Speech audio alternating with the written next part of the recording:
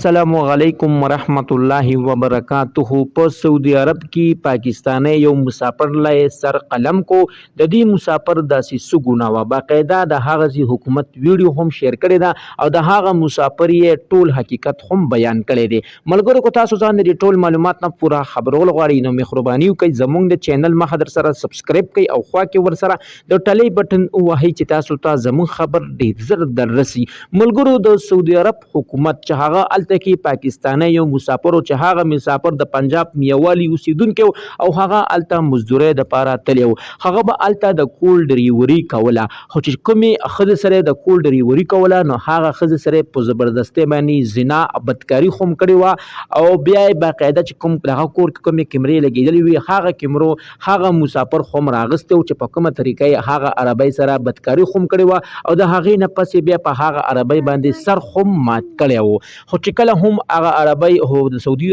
عرب حکومت ته ویلي دي حکومت راغلی دی او د میوالي چې کوم کس ته پاکستاني دای بوتلې دی او د جمعې پرز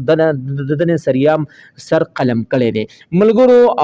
ډیر ښه کار کړی دی ځکه چې داسې حکومت زمونږ په ملک هم پکار دی ځکه چې زمونږ ملک